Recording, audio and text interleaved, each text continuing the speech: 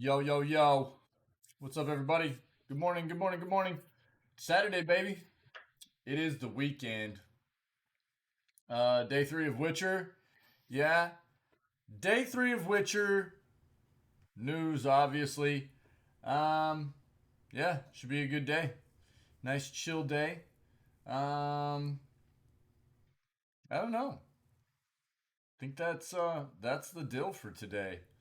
Nothing big. We got a bit more in depth, a bit more familiar with The Witcher 3 yesterday. It feels good. I'm having a great time with the game. Um, we I think we had a bit of a bug yesterday on one of the quests with a little like mini boss creature kind of just despawned on us. That was weird. But other than that, the game feels pretty good. There's been a little bit of wonkiness, but The Witcher 3 feels good. I'm having a good time. Lots of loot, which is nice. I love loot, and we'll keep at it today for a little bit. And I don't know. Let's go ahead and do what we do. Let's hop into this new segment, yeah, and work our way through that before we get into our video gaming antics. Cool. Let's go.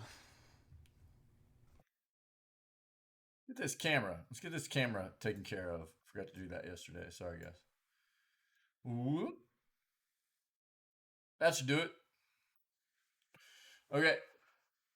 Um, I already have one article pulled up. Apparently, Vampire Survivors is getting an actual like end game boss, or has already gotten it. I don't know. We're gonna take a look at that.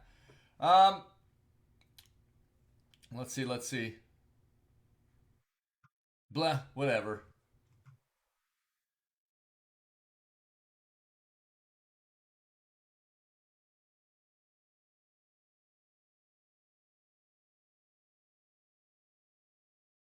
Sorry, I thought I heard something. Sorry.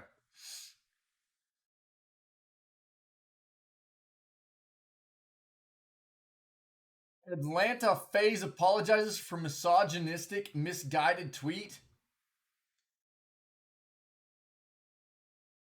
See what that's about? I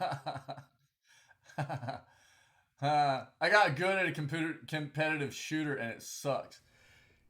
That's funny. That's pretty funny.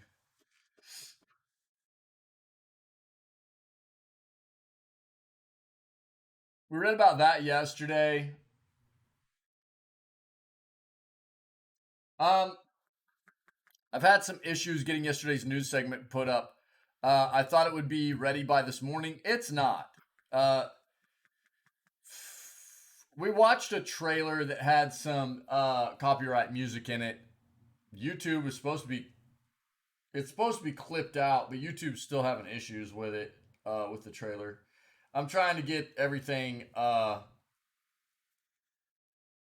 of it copyright wise, and I don't know. I'll let you know. Um, Hopefully by the end of today, yesterday's news segment will be up on YouTube as well as today's. Okay. Oh, that Java lava baby. Yeah, we already know about Skull and Bones. We watched the. We've talked about it a lot over the past couple of days. Day before yesterday, we watched the actual showcase for it. I'm not going to dive back into it. You want my thoughts? Ask me. I'll tell you again. Or you can go back and look at the previous news segments and well, if you could go back and look at yesterday's news segment right now, you'd see it. But that will be up soon. We talked about that yesterday. That's really cool. They've already got a decent trailer for the RoboCop game. It looks really neat.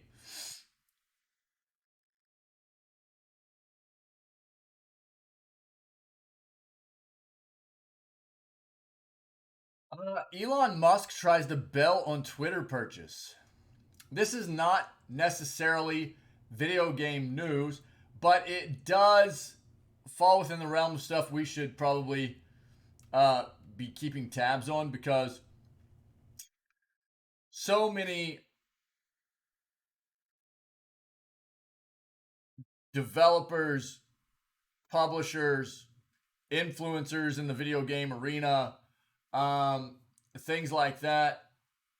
Everybody utilizes Twitter as social media, right? And so Elon Musk buying Twitter has some potential repercussions there, right? So let's take a look and see what's going on there.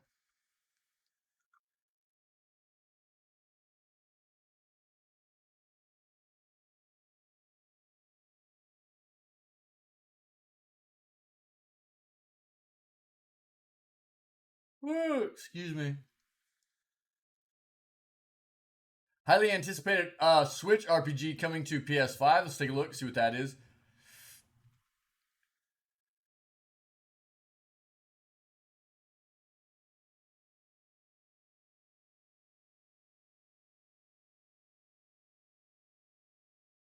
More PS Plus games for July potentially leaked. We'll see if that's anything new.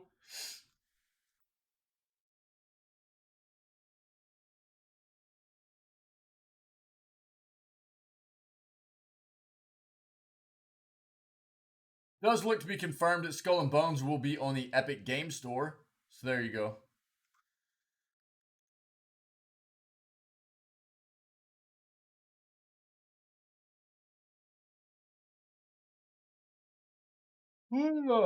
Sorry, guys.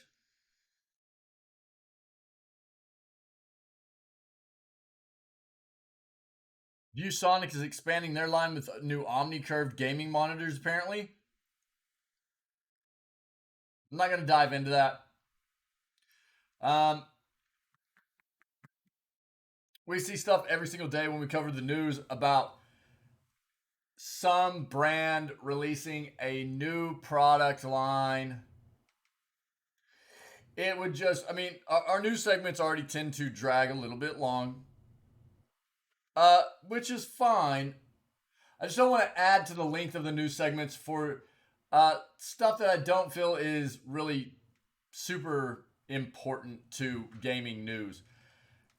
What I'll say is if you're in the market for new monitors, new tech in general, just do your due diligence, man. It the big difference being I just put a this website is great for comparisons, right? Um, TVs, monitors, headphones, mice, keyboards, soundbars. You can get they've got really in-depth professional reviews, such as like headphones. You can get tools comparing. It'll tell you all different neutral sound for commute and travel, sports and fitness, office, wireless, wired gaming, all this stuff, pros and cons for both of them, and very in depth scores and everything. So I would say use this website, okay? As when a product releases, obviously it might need a little bit of time to get totally reviewed and be put on this site, but unless it's like brand new tech that is going to change what gaming is for us. I'm not going to dive into all the new products that any kind of, you know, corporation brings out, business brings out as far as their new line of gaming equipment. It's just, it's our news, when we go looking for news articles, it's always just polluted with that kind of stuff. So,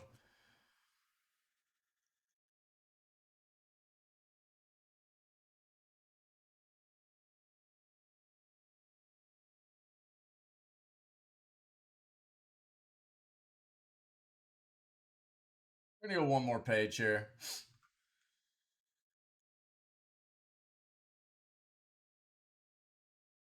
Switch Online surprises some subscribers with game. Let's see what that's about. Hearthstone players are getting up to 150 free packs. Okay. I'm surprised we haven't been seeing more of this right now. Um, don't forget, in like 3 days, I'll try to help remind you as well. In like 3 days, the current, like, I think it's roughly 25 indie games are free on Prime Gaming right now. Those are going to go away. There will be roughly 25 new games that are going to be free, headlined by Mass Effect Legendary Edition. Okay, this is going to be part of the Amazon Prime Day event. So if you have Prime Gaming, you'll be able to get a whole new slew of free games with some very notable games. Again, headlined by the Mass Effect Legendary Edition. Okay, I'll try to make sure and remind everybody. That'll be right at the beginning of the week. Yeah, yeah, I think Tuesday. So I'll help remind everybody. Steam's most anticipated game gets Steam Deck verified. Take a look at that. We read about this yesterday. And that. Witchfire release date, latest news and leaks. Take a look. Canceled Halo VR game leaks online.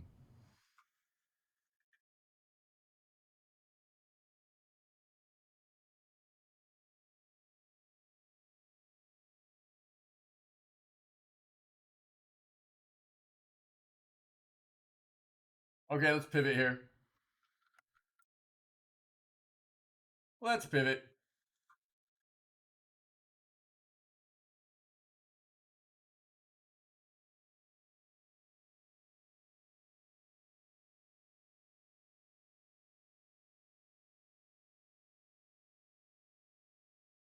The internet turns Jordan Peterson's hateful, transphobic, I'm guessing some kind of rant, into video gaming gold. I am not aware of what happened here, but we'll read about this.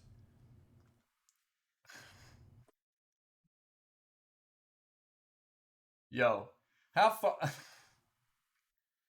The video game recession is on the way. This is just too much, dude.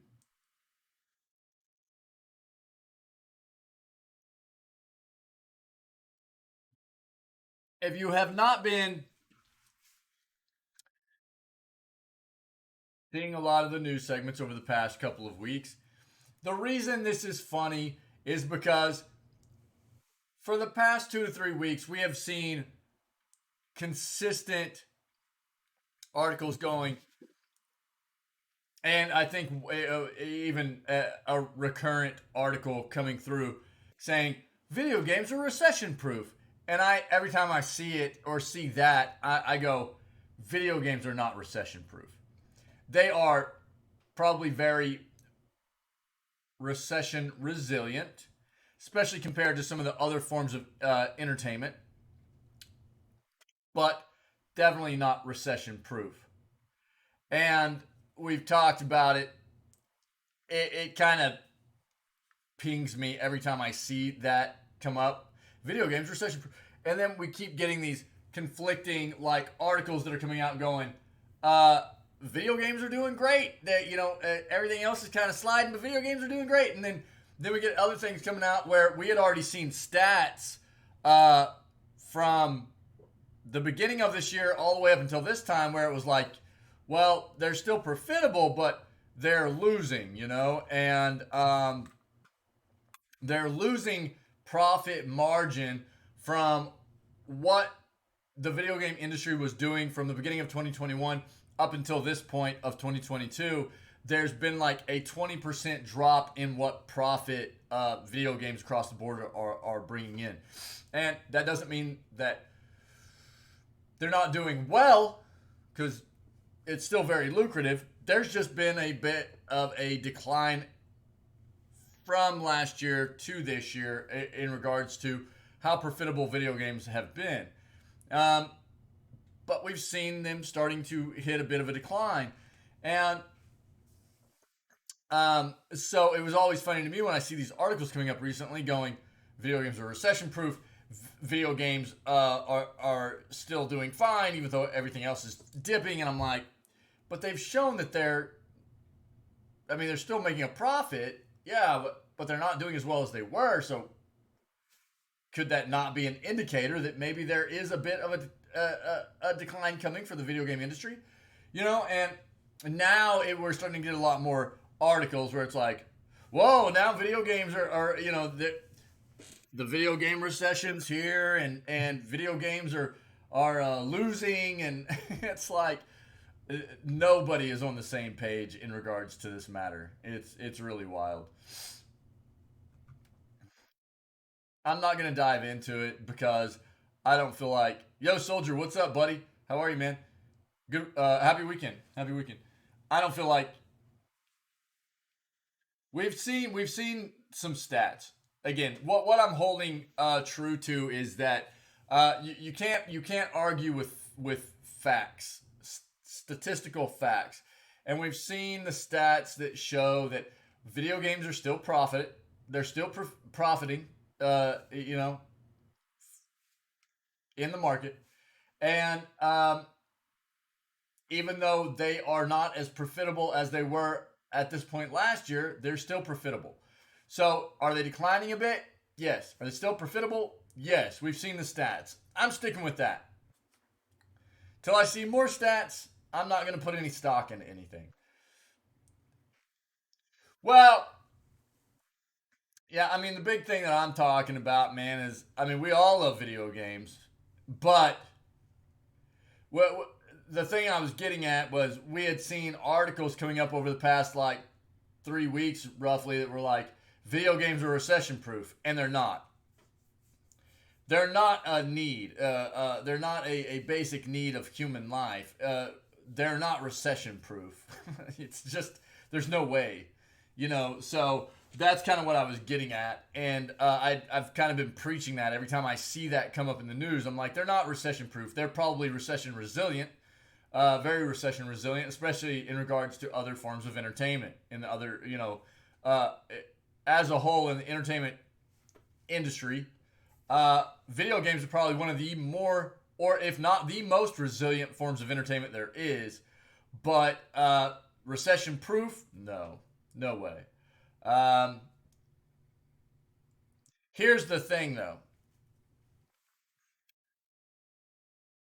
with as much money as a lot of these corporations have been making on video games, if a recession hits and they end up going under, there's something wrong with some of these companies.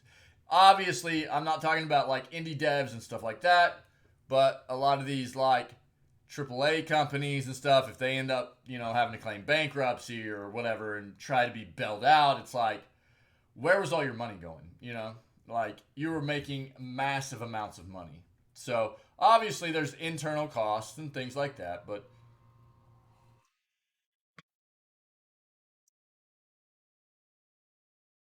should be planning for things. Have a bit of a cushion. I don't know. Nobody wants a recession, man. Nobody wants a recession. But thanks, buddy. Yeah, me too, dude. Me too. I will say that there's a huge disparity right now in the world with how much everything is costing. And I know, especially in this country, in the US, what a living wage actually is with what most people are getting paid to do work is outrageous. So I would not be surprised to see a recession come because people cannot afford to live anymore in this country for sure. Um, and there's just a huge, huge disparity between um, I think a living wage in the U.S. now is considered like somewhere around roughly $18 an hour, and minimum wage is like around what 8 in most places, stuff like that. It's pretty rough. So, and then you keep seeing things costing more and more and more and more, whether it be housing, with food. I mean, across the board, everything is costing more money. And then people are already not even making quite often half of what they even need, that which is, considered to be the actual living wage. Still 7.25. Yeah, yeah. So it's terrible. Rich get rich, poor get richer, getting richer, poorer getting poorer, right? And it feels terrible. It feels terrible. So um, at some point, that entire balancing act there will collapse because people are going to finally go, I'm not going to hold these businesses up anymore that are making all this money and not taking care of me. We've already seen it start to happen, right? Um, and rightfully so. We need Robin Hood. Yeah. Modern day Robin Hood, dude. No doubt. No doubt. And I'm not saying every single business and corporation out there is terrible, and not every single business corporation out there doesn't take care of its people, but they're few and far between nowadays, for sure. They are few and far between. Most businesses and corporations have gotten so far away from what it means to actually run a good business where you take care of your people. Uh, all they care about is the bottom line. All they care about is numbers.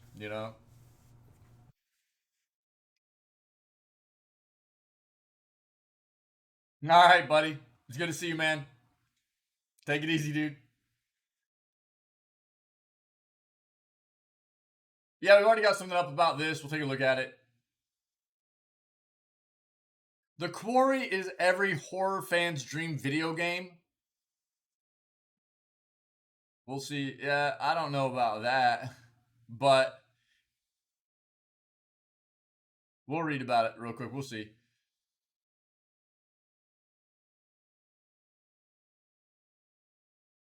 NFTs don't have to suck the fun out of video games. I agree with that. But they do right now because they're all just being incorporated in a very scummy kind of way.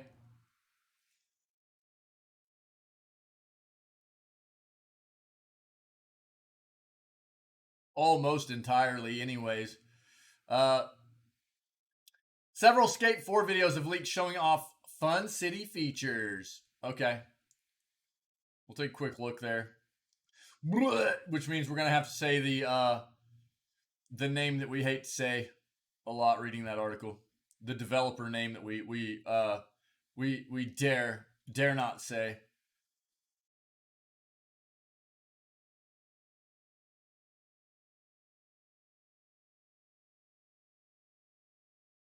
We talked about that.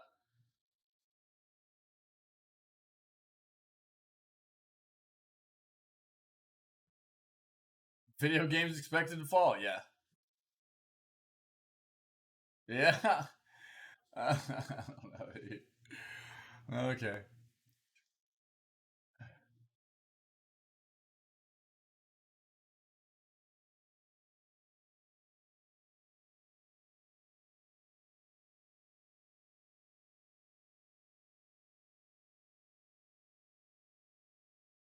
Again, I'm not putting any stock into E3 coming back. They've said for the past 3 years they're coming back, and they haven't done it. They've got some different organizations kind of uh, involved in production of the coming year's E3 event. So we'll see, but I'll believe a new E3 event's coming when I see it. Yeah, open world Terminator game announced by Nacon. We read about that yesterday. It's pretty cool, and along with new RoboCop too, new RoboCop game, which is apparently further along than the Terminator game is. It appears to be, anyways. Read about that yesterday, and this last page. Let's go.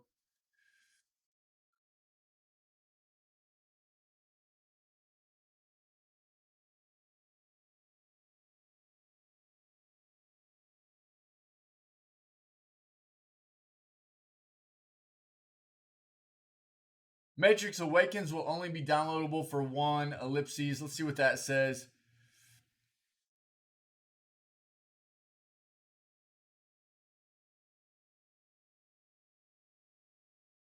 Okay, let's stop there. Let's see what we got. Switch Online surprises some subscribers with bonus N64 game.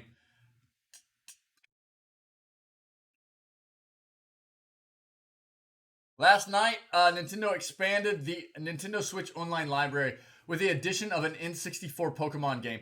That said, not only did you need to be an expansion pack owner to claim this free 64 game, but it was only being offered in North America and Europe. In Japan, subscribers didn't get the free game, but rather a different N64 game and its sequel. In other words, where everyone else got one game, Switch Online subscribers in Japan got two games.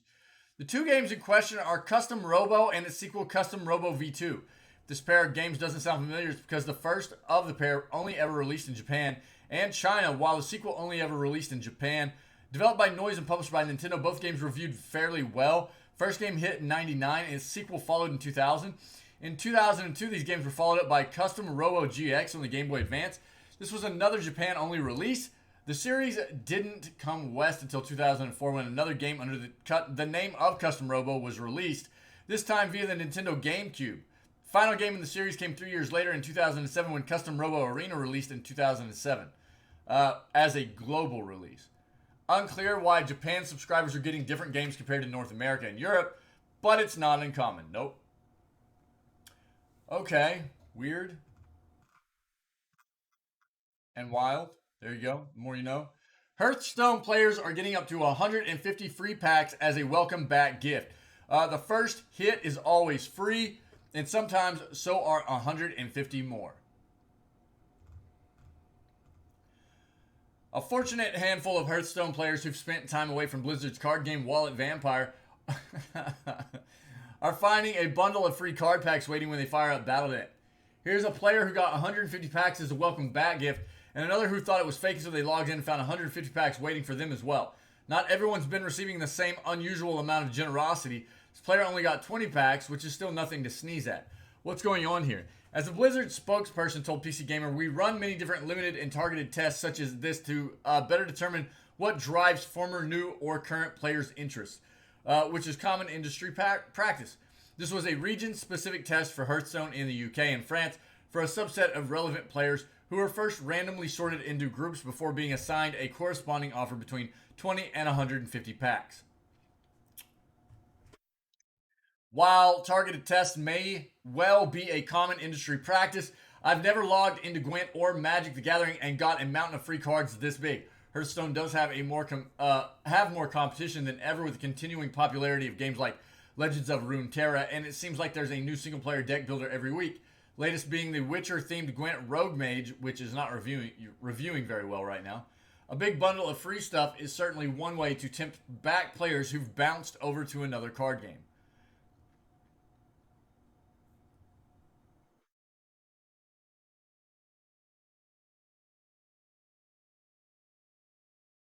As for why some players received different amounts of free packs, Blizzard's spokesperson said it's entirely random.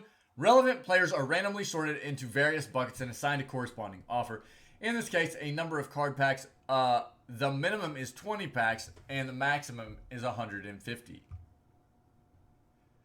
The welcome back gift is a region limited offer only available to select players in the UK and France, and it ends on August 5th, which is the last day the packs can be claimed. If you're not one of the lucky few, there's still a chance you might get some freebies in the future. However, with a Blizzard spokesperson saying we will continue running tests like this as they can be a powerful tool for learning more about our players. Okay. Cool. Cool.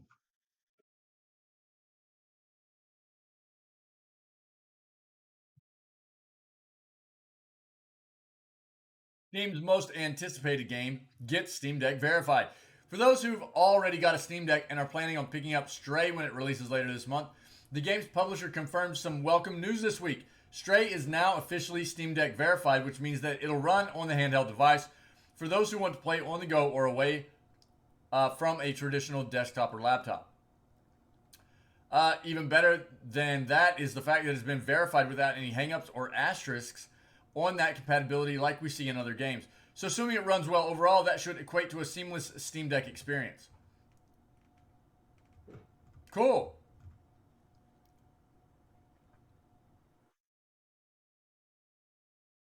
Stray is currently the top wish listed game on Steam. It dethroned The Day Before. Wow. The Day Before had been hyped up for a while. If I remember correctly, they had some controversy because The Day Before was potentially, there's this issue with them having paid volunteers and unpaid volunteers. Uh, they were, the way they were referencing these workers was really weird. Um, as far as I'm concerned, if you're a volunteer, you are offering your free time to contribute without any kind of compensation. That is volunteering. If they were referring to people as like paid volunteers, a paid volunteer is not a volunteer. That's an employee. And there's a difference between an employee and somebody that you can assign work to and a volunteer whom you shouldn't be necessarily telling what to do. They should be coming to you and going, I would like to help. What can I assist you with? And then you saying, well, we've got these things that you could help us do if you're interested. And then potentially giving them access to help with those things. There's a really weird going on there with that. And I think that's why the Day Before has kind of fell off on Steam a little bit. Yeah, Stray looks really cool. We followed it for a while. If you're interested in more of that article, I'm not going to read more into it because we're very, very familiar in this community, this channel with Stray. I would love to play it. We'll see. Witchfire release date, latest news and leaks. Guns, magic, and death wait for us in Witchfire. This upcoming game is expected to change the mold of medieval RPGs, and everyone at early game is thoroughly interested to see where this RPG goes. Could it rival Elder Scrolls or Mass Effect? Who knows? Either way, we have broken down this upcoming game for you. Find out about Witchfire today.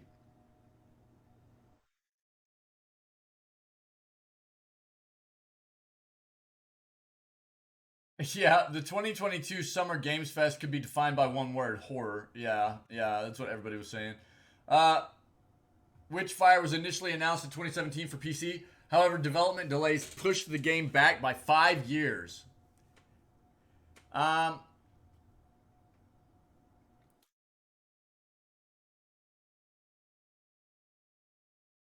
expect this upcoming RPG anywhere between October 1st and December 31st of this year. Um,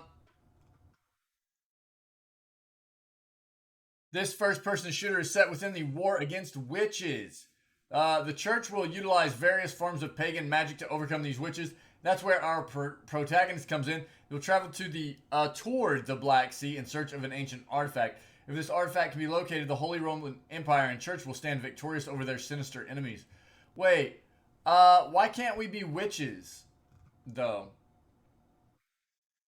Details about the gameplay and combat abilities have been kept under wraps. However, we know there's a complex magic system that surrounds the four elements. We will combine our gunpowder with earth, water, fire, and air elements, enabling us to gain unique abilities like freezing our enemies with water or decaying them with fire. Tabo, what's up, buddy? This enables us to gain unique abilities like, yeah, that's what I read. We even have the option to hurtle enemies outward with a powerful gust of wind, and moves of this nature will allow us to overcome any witch, including the Black Sea's Queen. Gameplay in Witchfire is described similarly to Elden Ring and Bioshock. Yeah, see an immediate familiarity with Bioshock when viewing the shooting mechanics and magical abilities. Yeah. Okay. Yeah, dude, that is really, really good. Yeah. Yeah. I'll probably I'm gonna try to remember to show it off as soon as we pull up Witcher 3 this morning, and I meant to tweet it out last night. Dude, I got really caught up in doing a lot of YouTube stuff. Um, but yeah, as long as you're okay with it, I'll probably like tweet it out and just show people what you did. Yeah, it's really, really, really good, dude. It's really good. Yeah, thanks, man. Thanks. Yeah, I like it a lot. I like it a lot. Um, I was thinking about some other things I might be able to do with it. We'll see. We'll see. We'll see.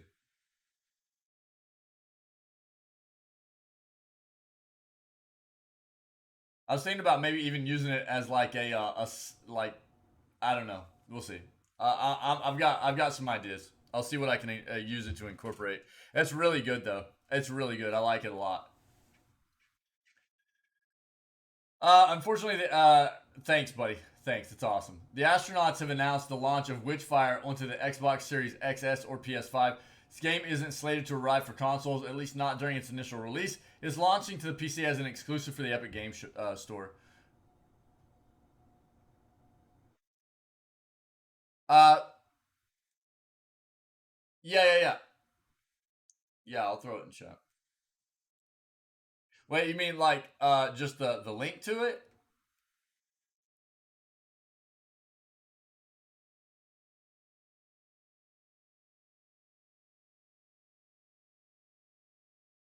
Oh, pin it in the Discord chat. Yeah. Yep.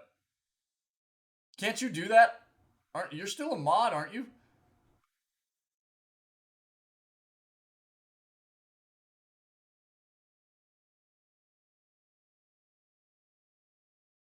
I just did it. It's pinned.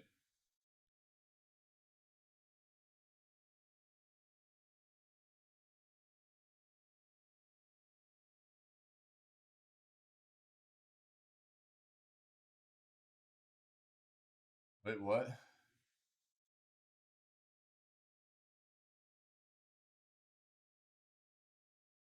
What do you mean it's the bots mod role?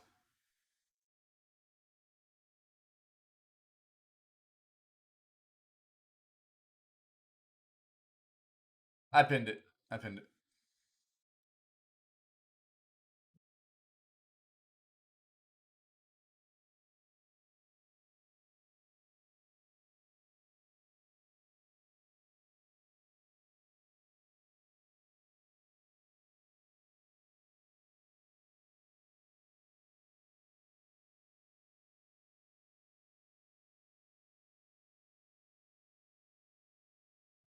Tally Winston's bullying me.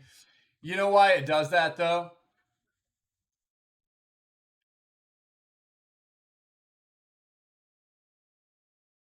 Well, I thought I gave you a role that allowed you to actually do stuff. Can't you can't? I'll look at it, dude. I thought we had talked about this a while back. I thought I gave you some roles, but we'll take a look, man. We'll take a look. It's been a long time, so I can't remember.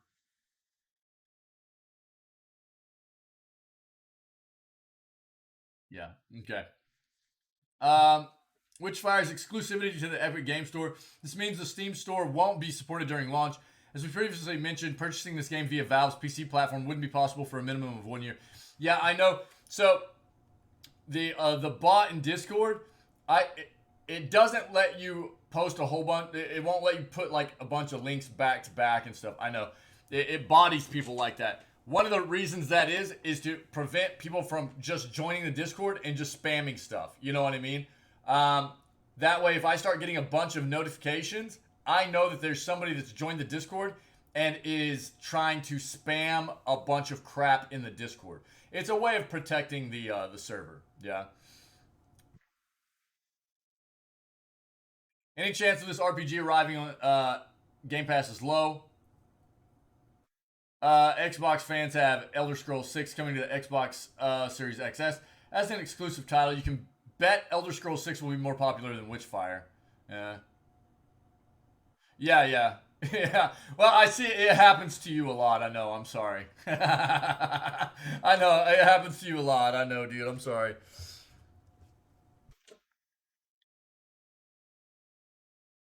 Anybody owning the Steam Deck will be capable of downloading Witchfire. How's your day going, dude? I'm good, by the way. Thanks for asking. I'm a little bit tired. I didn't get to sleep till late because I was working on stuff late, but I'm all right. I'll be all right. I don't know if we'll do. because it is the weekend. We don't always do like a full 8 hours. I might just go until about 6 hours in today, so I can get some other stuff done. But we'll get a good, nice Witcher 3 stream in, anyways. Yeah. I can't follow your pace of clipping. I know, dude. Yeah. You've been getting some really good clips too, man. You have to go through the. I appreciate that, by the way. You have to go through multiple steps to download the Epic Game Store. Fortunately, we have provided those steps for you. Yeah, so apparently,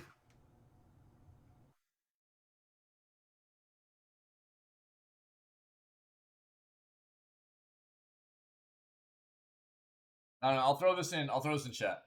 Um,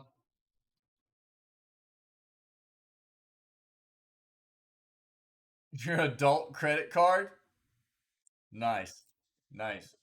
Is that what you're an officially an adult now? With the now that you're getting an adult credit card, is that how that works? Is that the play? If that's the play, send it back, dude. don't don't become an adult. Canceled Halo VR game leaks online.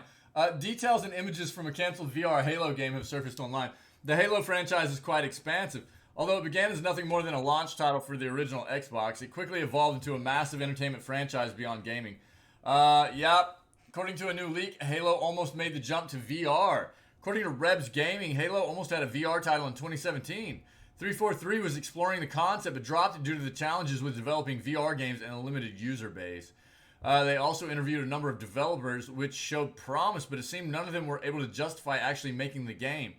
A number of images from an internal pitch with concept images were leaked, and although there's no story details, it seems like it would have revolved around Master Chief in some capacity. Well, that's not a big surprise, is it? Game also features some unique ideas for solving traversal within VR, such as giving the player a jetpack. Some footage of a Halo game using VR also surfaced. It looks more like a mod for a Halo game that shows what could be possible if a proper game was made. Hmm. Okay.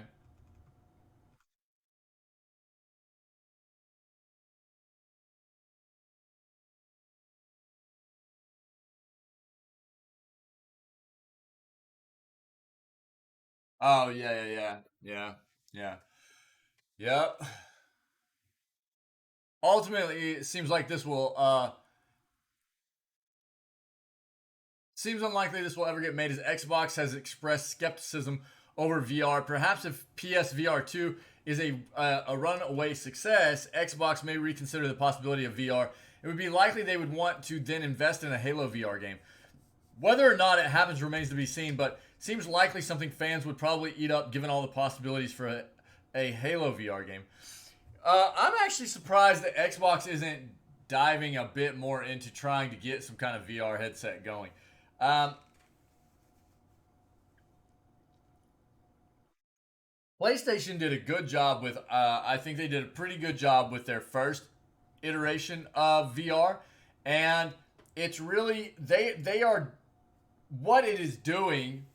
Is it necessarily going to be super lucrative for them? No, but what it's doing is giving them a really good knowledge base to be able to continue evolving their VR technology for their console, right? Whereas right now Xbox is doing nothing, it seems. And so as VR continues to grow in popularity and become something that is embraced more within the gaming community, PlayStation is already ahead of the ball game here. Whereas it seems like Xbox is kind of not, you know? And I don't know, maybe they just don't care. Maybe they're at the point where they're like, you know what, in the future, moving forward, we'll just make it to where people can plug in whatever VR headset they want. It's not our ball game. We don't even have it, we don't even want to be in that race, you know? Maybe that's their play. They just want to make it to where other hardware manufacturers of VR, you can use other pieces of VR hardware. Maybe that's their play. I don't know, but PlayStation is definitely they're sending it, man. They are in the VR space. They have been, and they're continuing to go with it. Uh, I have always gravitated more closely with PlayStation than I ever have any other console. It's just my preference. Again, I've expressed this before. I've had some issues with Xbox in the past. Consoles overheating, breaking down, things like that. Um, peripheral issues, peripheral device issues, stuff like that. And PlayStation, um, I haven't had nearly as much of an issue. So yeah, I mean, primarily on PC, obviously. So I've always loved Nintendo, but primarily PlayStation. If I was going to play on a console, is kind of where I've always been. Yeah,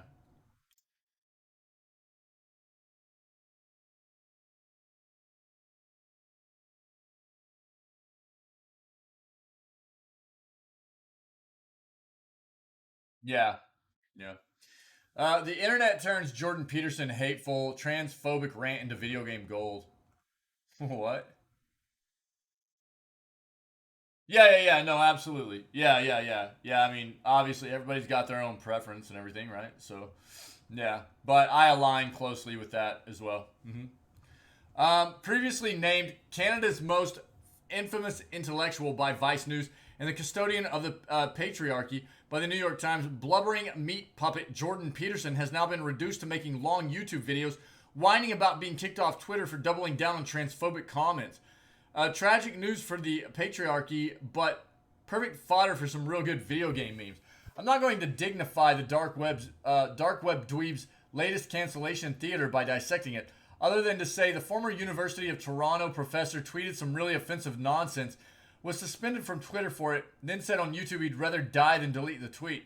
The video is 14 minutes long and highly produced, despite consisting almost exclusively of the man who once refused to eat anything but beef for several months, ranting like a Batman villain about Twitter's terms of service.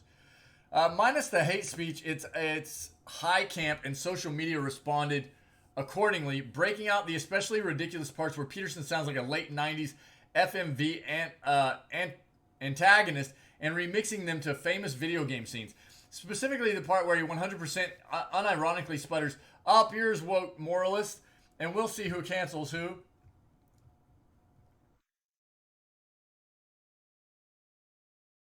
Command and Conquer Red Alert Three's Tim Curry was the most obvious analog, but remixes for Metal Gear, Half Life, and even Remedy's Control quickly entered the mix.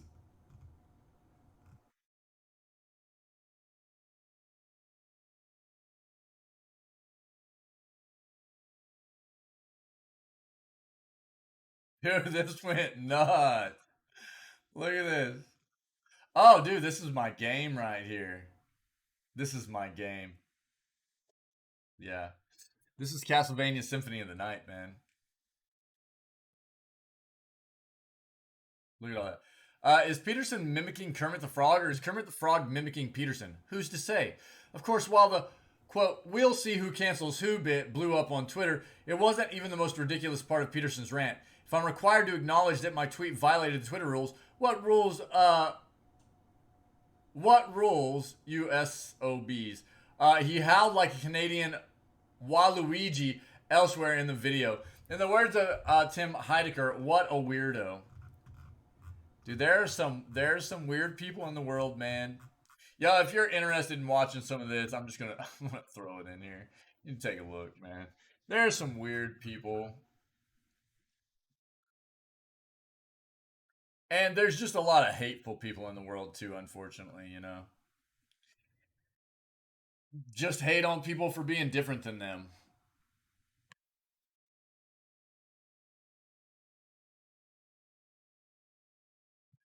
Why?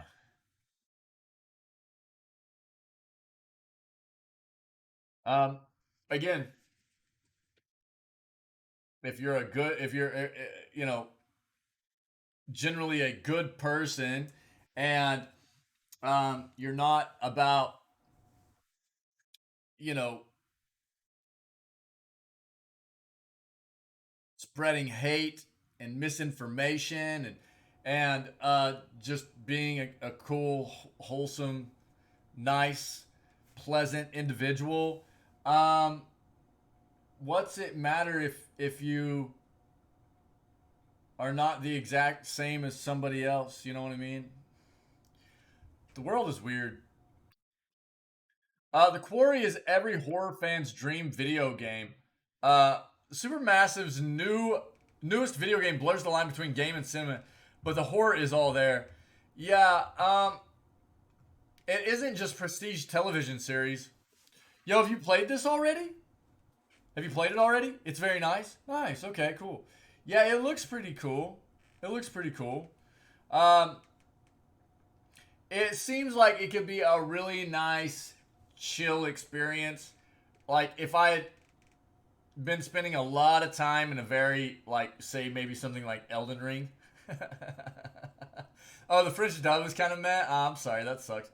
Like if I had been spending a lot of time in a very difficult playthrough where I've been a bit molded out for a while, it feels like this could be the type of game that would be nice to just like relax and play through because it's basically just like decisions matter, right?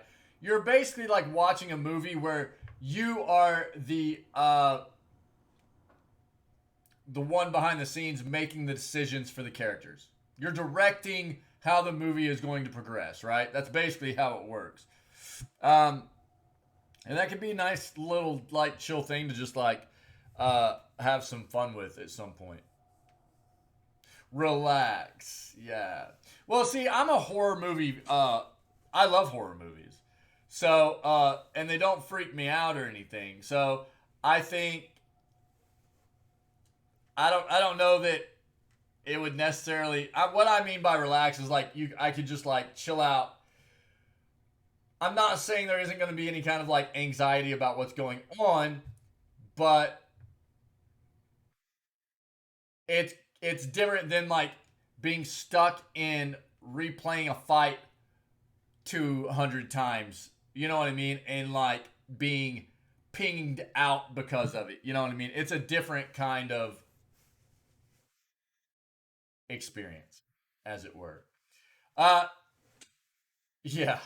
It isn't just a prestige television series that want to be thought of as like a 10-hour movie. For years now, video games have sought to become more cinematic by focusing as much on narrative as they do on interactivity. Often doesn't work if the story isn't there. Long cut scenes interrupting actual gameplay can be more tedious than immersive. Some purists would even argue that the medium undermines itself by trying to imitate another. Movies are meant to be watched, video games are meant to be played, and never the twain shall meet. There are exceptions, of course, with The Quarry. Yeah. And that's another one I haven't played either, but yeah, I'm well aware. Same devs, and that's supposed to be a great game as well. Being the most recent game, and in some regards one of the most notable to blur the line between passive and active entertainment. Supermassive, yep, developed by Supermassive. It's essentially a choose your own adventure. Yep, we talked about that.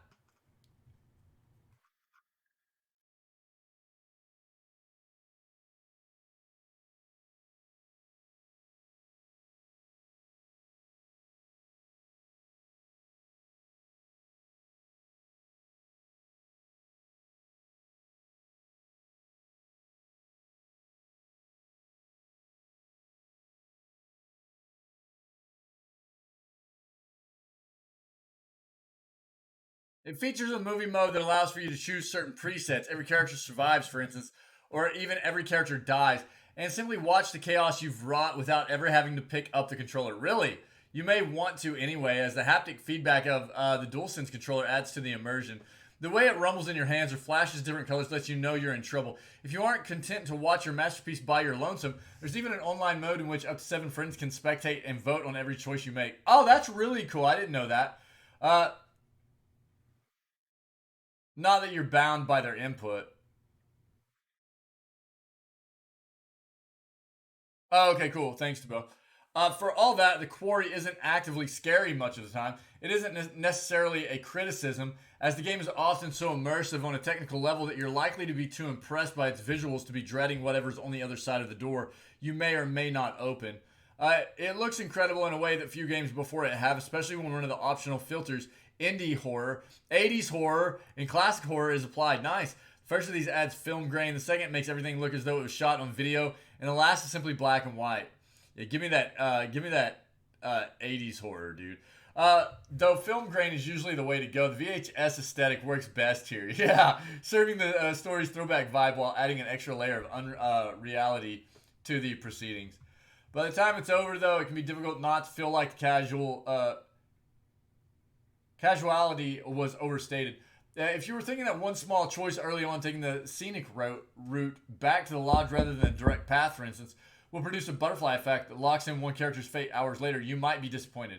Whether or not an individual survives the night usually comes down to a single action that takes place immediately before their potential death, such as deciding to open a door to the roof of the cabin rather than exploring its comparatively safe interior. Even so, the quarry still manages to feel life or death even when it isn't. It's not until the credits roll that you realize you were often in less danger than you thought. Yo, Mr. Little Bat, what's up, dude? You almost got me. You almost got me, dude. What's up, buddy? Yo, how did all the drug testing go? Were they good?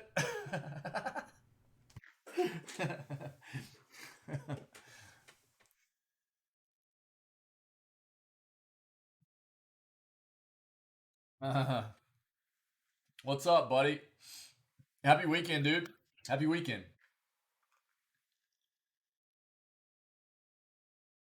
Um,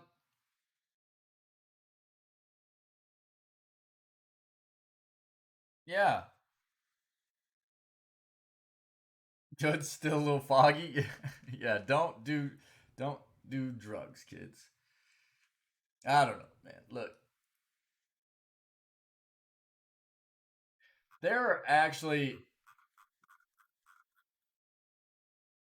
that's a flipping rabbit hole. Look, that's a rabbit hole. The thing that's weird about that whole conversation, and I'm not gonna get into it.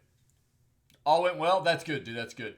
Uh, there are so many things in our world that have been labeled as a drug, right?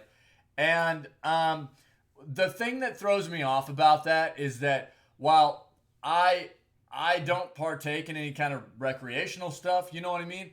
Um, there are definitely things in the world that I think have been labeled as a drug that have, when used in moderation, very, very beneficial effects on us as humans. You know what I mean?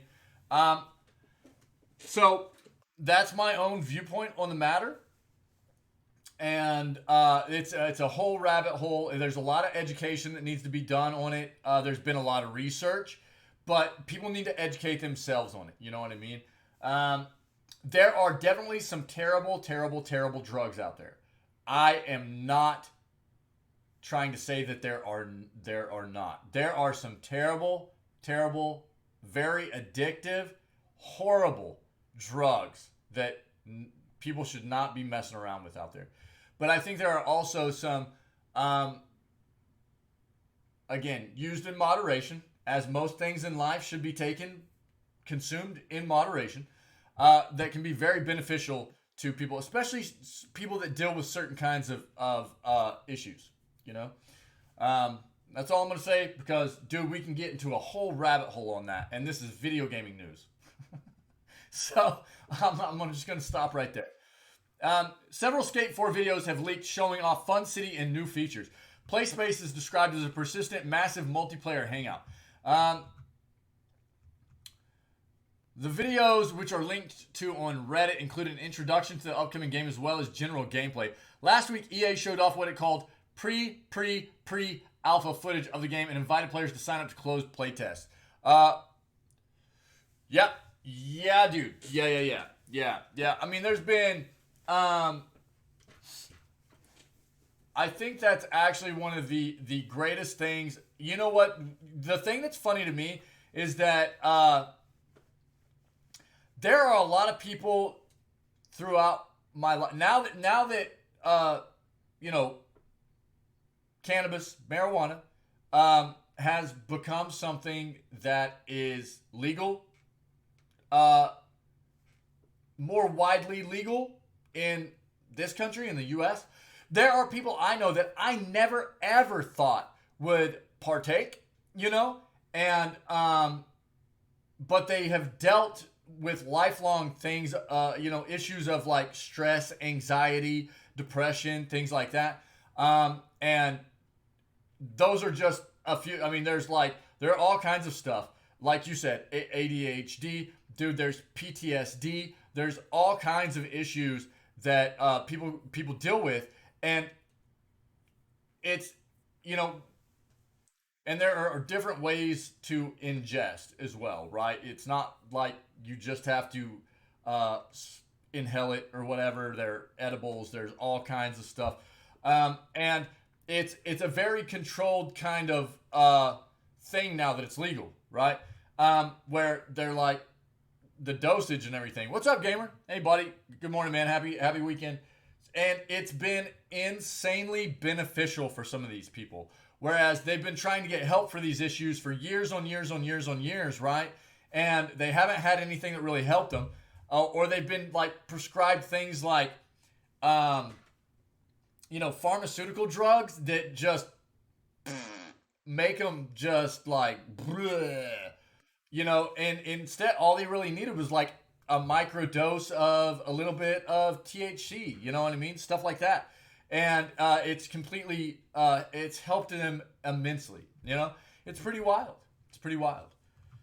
That's why I feel like the whole, there are so many substances in our world that have been, quote unquote, dubbed a drug, right? And so with that has come a stigma of bad, right?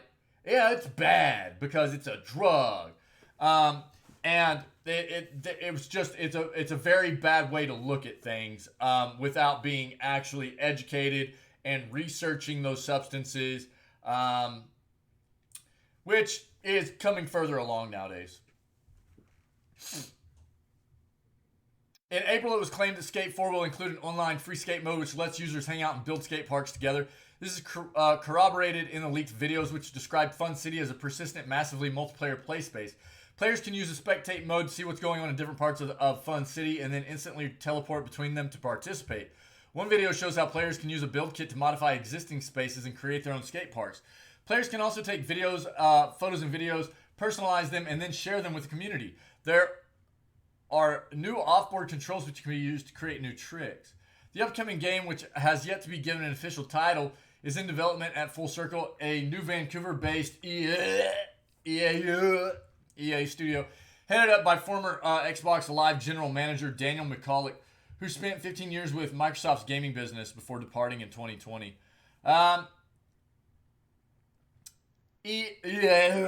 EA, sorry guys, it's so hard to say that without wanting to throw up.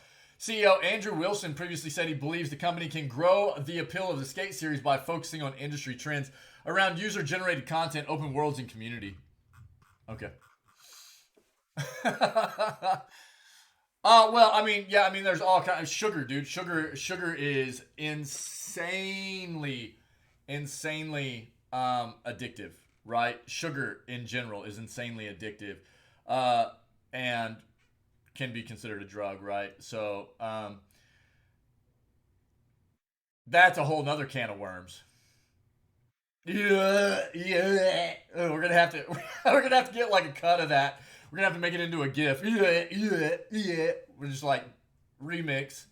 Yeah. Yeah. Hey, shut your pie hole, buddy. Rick, what's up, dude?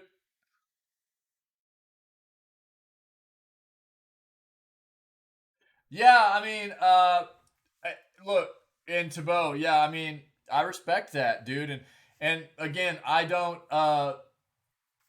I'm not gonna.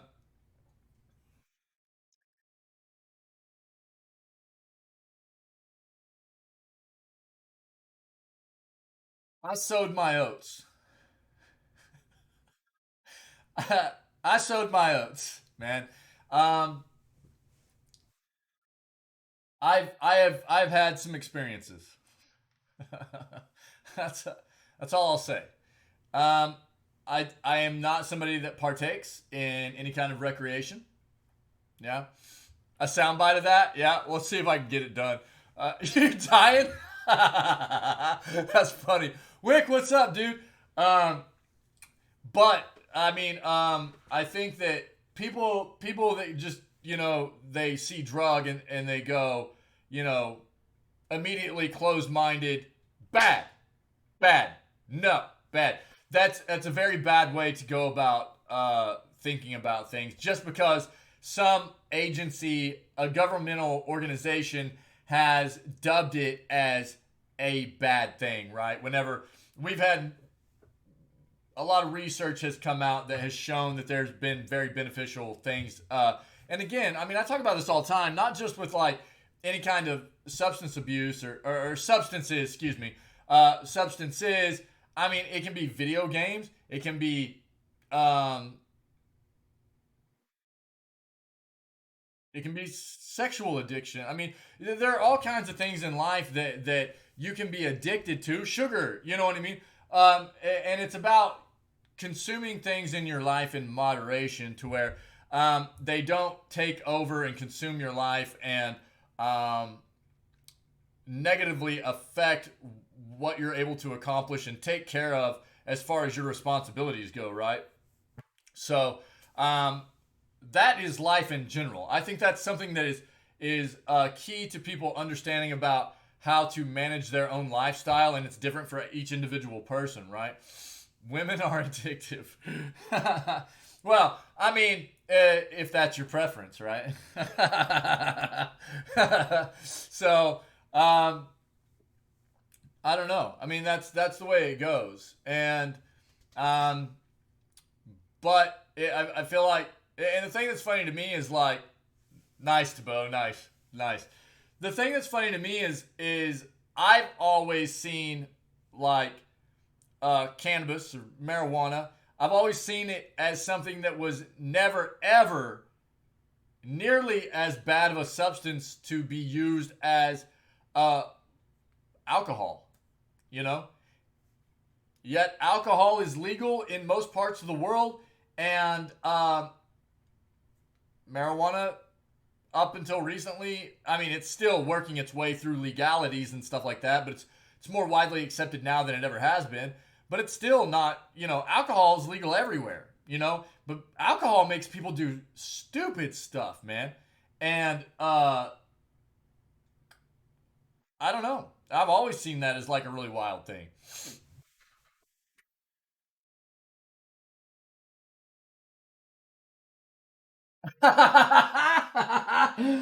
Oh, dude.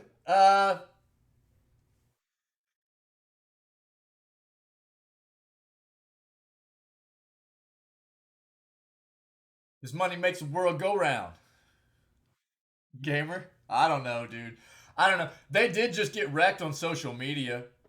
If you didn't see that in the news here recently, they got absolutely obliterated on social media by just gamers as a whole, which was really nice to see. They absolutely were just like, just took their own foot and just stuffed it all the way down their throat. And social media dude just took their leg and just kept jamming it down there, dude. It was great. It was great. I mean, I think the thing with EA is like, as of late, oh yeah, oh yeah, yep, yeah, absolutely, yeah. EA, alcohol is terrible, terrible. Uh, I mean, I don't even drink. I used to, but I don't drink. I haven't. I've been like a decade now without drinking. Um, yeah, I'm better off without. I figured out a while back I'm better off without it, health wise, stuff like that, and just decided not to partake anymore. And it's a personal thing. I'm also one of those people that I'd go, oh, I'll just have one or two drinks, and then before I knew it, man, I'm like half obliterated, and I finally came to the realization that it was like, I'm just better off not. I'm just better off not. I love to drink. I love to drink. Um, but I love to drink probably too much. And I mean, at least I came to that realization and just kind of took it upon myself to say I'm better off without it. Um, which isn't, I think, always easy for a lot of people to kind of take a look at themselves, and it took me long enough for sure. Cook more with alcohol than drink it. Yeah, dude. Some like beer broiled brats, dude. Let's go. That's what I'm talking about. Um, so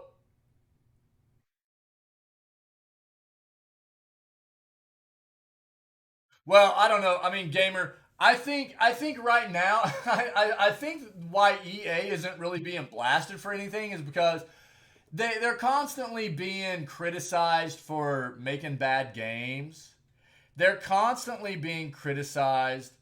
I think I think this is the big. Uh, I think this is the big issue, gamer. Unfortunately, unfortunately, I think we're at the point. EA has been doing so many bad things for so long, people have just come to expect it. And it's not overlooked, it's still talked about. It's just not unexpected. And I think it's a combination of that. It does come up. We talk about it all the time. It comes up in the news. We talk about it. They haven't done anything to the extent of like what I think Blizzard has done. You know what I mean? Yeah, it's basically like becoming desensitized to what EA has been doing forever because it's just like, oh, well, that's EA. Well, that's EA. That's exactly what, yeah, Tabo. It's like EA overdose, you know, because they've just been doing it forever. You know what I mean? And it's not that's not a good excuse, but it's like, um, and they do come up all the time for they've been getting blasted for all their Battlefield crap. They make terrible games. They do terrible monetization crap in their games, and we see stuff in the news all the time. They get ripped for it all the time, but it's one of those situations where they are so big they don't care. Um, they haven't done anything of late that we know about yet, anyways, that has put them up on a pedestal like Blizzard is to really just be constantly. It's kind of taking the spotlight off them a bit. I know, dude. I know. I know. I know. I mean, that's the struggle, right? That's the struggle. Um, all of us want change, right? But I mean, that's kind of like what we were talking about earlier in the segment today too. Is like rich get richer, poor get poorer. But how do we change it, right? I mean, we were just talking about society as a whole. We got on a little bit of a talk about how, like, the living wage in the U.S. is like what, around $18 at this point, and minimum wage in most states is between like $7 and $8. That's not even half. It's not even half of what people actually need to make to live. Uh, that argument's been around forever. That's not the only answer. That's not the only answer though. You know what I mean? Um, so there's a lot of things that need to be done to kind of right the ship, and it's been trending in it's been capsizing forever with a lifeboat on top of rich people and poor people that just keep sinking, and you know all the rich people are on the door. All the poor people, there's not enough room on the door, right? Um, and I mean, but it's almost like the same thing, right? It's like, how do we get it changed? I mean, there's got to be like a united front, right? And how do we get that to happen? I don't know. I don't know. I will continue to like just throw shade at EA all the time because I think they're terrible.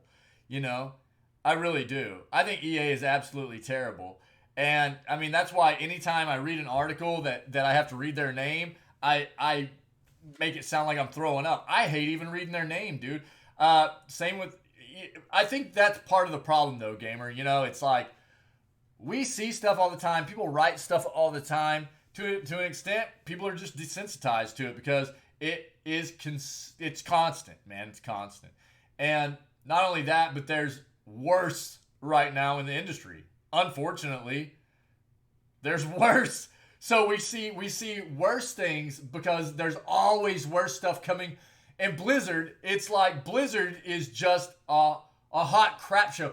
It's like as if Blizzard didn't have enough stuff to make them look bad with all the terrible internal management, toxicity, misogynistic stuff like that went on within their culture of that business and everything. Then they come out with like Diablo Immortal, which is like what EA has done, but to like 100 times.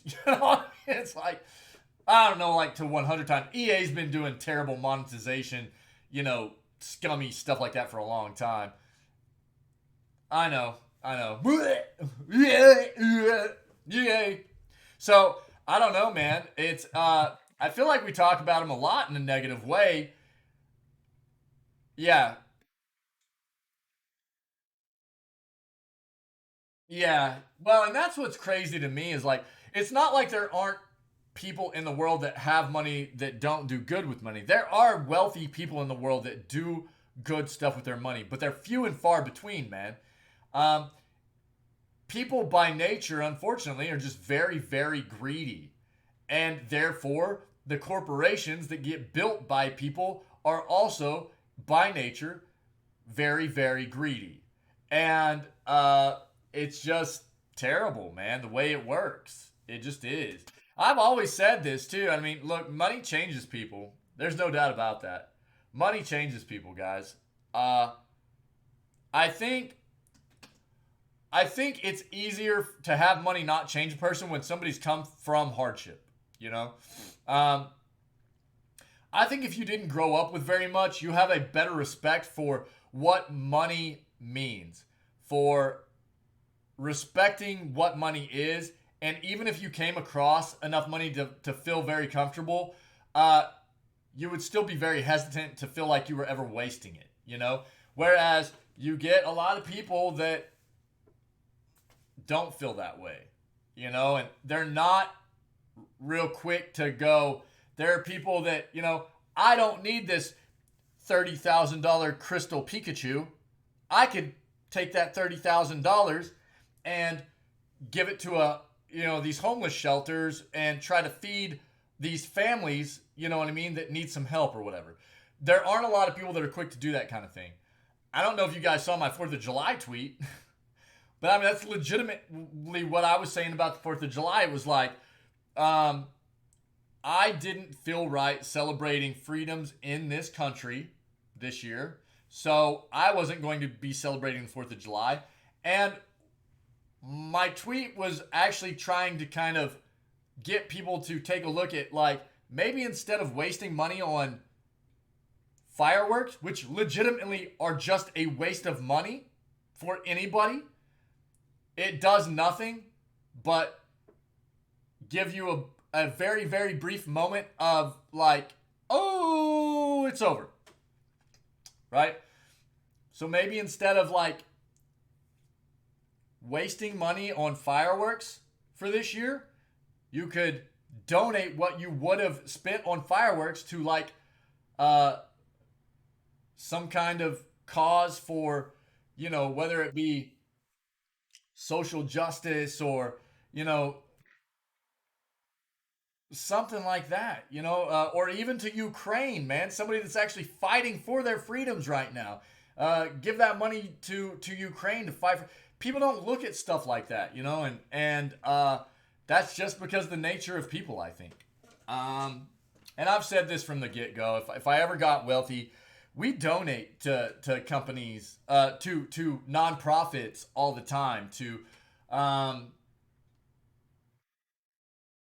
you know to organizations that are out there trying to do good things for people in the world, less fortunate people. We do everything we can to try to help. and I'm sure that we could always be doing more.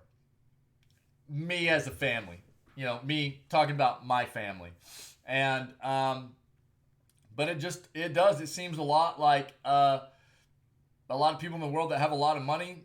They don't look at it like that. They just look at it as like I need more. I need more. Most. That's the way it seems. So I don't know. Skate 4 stuff, guys. Didn't mean to rant. Sorry. Um,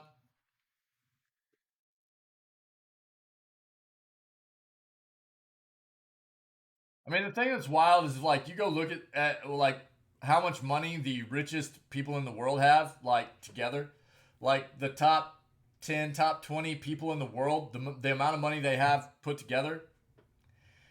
If you took like half of that, you could do a lot of good in the world, man. You know, and it just won't ever happen. It just won't ever happen. Um, The Matrix Awakens will only be downloadable for one more day. Matrix Awakens, an Unreal Engine 5 tech demo that showcased the potential for games coming this generation, will no longer be available today. So I guess this game's gone. Uh, if you're reading this post anytime outside of the early hours of July 9th, you are too late. I think the game's already gone. Uh,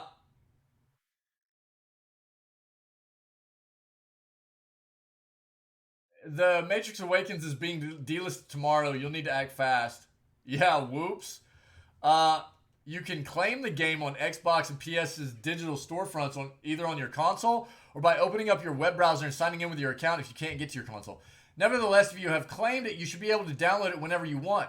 Likely that Epic is losing the licensing rights to the Matrix and doesn't see a reason to renew them for a tech demo. Still worth giving a shot. If you've missed out on playing it for yourself, the demo is available to watch online and you can see it below. Uh, I don't, maybe go take a look if you're interested. Go take a look, see if you can still get to it or not. It's early enough; it might still be there, but I don't know. I'm not sure. I like that this came out last night at like almost 11 o'clock p.m. Eastern time here in the U.S. And they're like, "Yo, you got an hour till it's tomorrow, but go get this before tomorrow." One of the year's best games finally gets a final boss. Yo, Vampire Survivors, guys. Up until now, reverse bullet hell shooter Vampire Survivors, one of the year's must play indie hits, did not have a final boss. That's no longer the case in the wake of a recent update, which adds a new version of the game's final stage. Still in early access and technically first released in the twilight of last year, Vampire Survivors is a Castlevania inspired survival game. Though it may look like a top down bullet hell shoot 'em up, the core concept isn't really about dodging projectiles. You're the one shooting them, obliterating thousands of enemies, and thanks to a handful of roguelike elements, Vampire Survivors can easily put you into that just 5 more minutes mindset. Here's Kotaku's Ian Walker. Okay, the latest update, 0.8.0, showers you with even more stuff, inching Vampire Survivors closer to a full release via a slew of new abilities, achievements, and weapons. The biggest change is the addition of a reworked final stage, Capella Magna. Yeah, I love Dragon's Dogma, gamer. Are you enjoying it quite a bit? If you survive the 30-minute mark, as Polygon notes, all those stages' enemies will coalesce Voltron style into a giant Reaper. Really? That's the final boss. Once you defeat it the first time, Capella Magna will revert to the easier, but still really difficult version. For your efforts, you'll unlock the Great Gospel Relic. Wow. Okay. The more you know. There you go. Vampire Survivors just continues to roll out more content, and the game is so much fun. And dude, it's only like $3. Yeah, Voltron. Yeah, let's go, dude. I love me some Voltron. It's only like $3, and you get an insane amount of game time out of it, especially for that much money. Um, so I highly recommend. It's a great game. We're not done with it. We just kind of keep finding time to go back and play it occasionally. So uh, I recommend. I recommend. It's a great game. It's a lot of fun, and the dev just continues to roll out new content, which is, I mean, you can't ask for more. And we're not talking about like DLC stuff. We're talking about just new content because it's an early access game right now.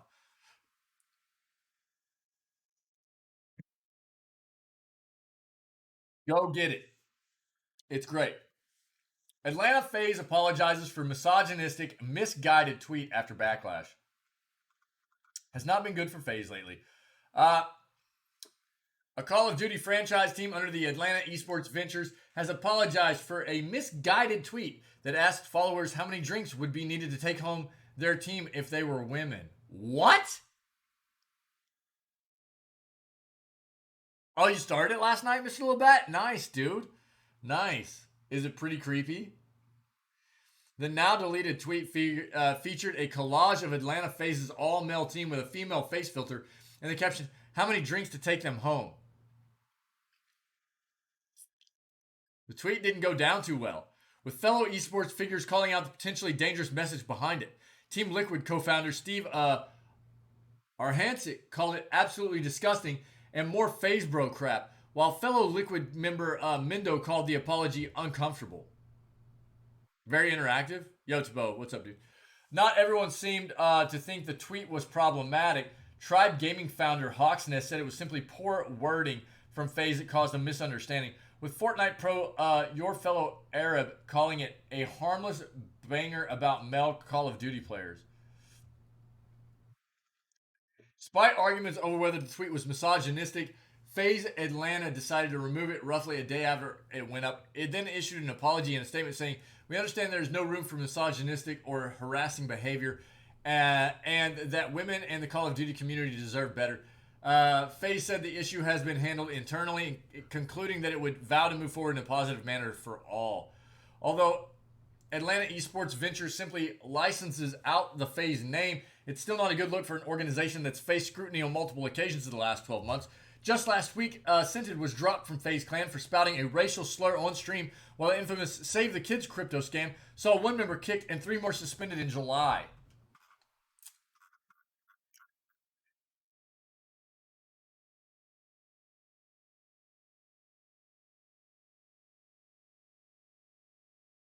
Here's my thing. Jumped twice in the first half hour playing nice, dude. I feel like it's easier to accept the fact maybe when somebody is doing like a live show or broadcast or podcast, if it's a live show or something like that, and they might misspeak a bit and go, "Look, I could have worded that better. That's not necessarily what I meant behind that statement. It got a bit misconstrued with what I actually meant there, and I do apologize. That's not necessarily what I meant behind that. Please understand, you know." But when you're being very deliberate in taking the time to put together a message to go out on like a social media post, right? You're not in the moment, right? You're like taking time.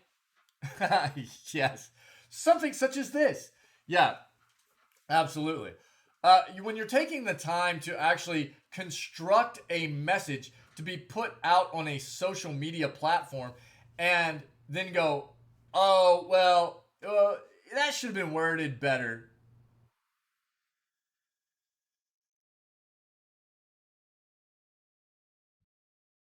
Then why was it sent like that in the first place? You know what I mean? If that's not what you meant by it, we see this happen all the time, right? It's like people send stuff out, or companies, organizations, whatever, they send stuff out on social media and they start getting wrecked because it's really nasty stuff, or it's terrible things, and then they go, there's a whole bunch of backtracking that happens, and apologies and things like that. It's like, I mean, I just assume that that's the way those organizations actually feel, because to take a deliberate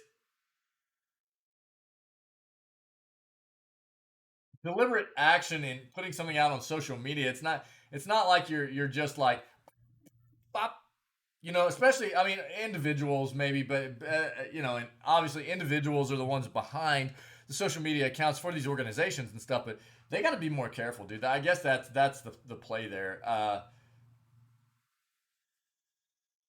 But it seems like it happens consistently, like nonstop. We see stuff like this happen, and then there's just a ton of backtracking, and we don't harbor these kinds of feelings. This is not who we are as an organization, and I don't believe it.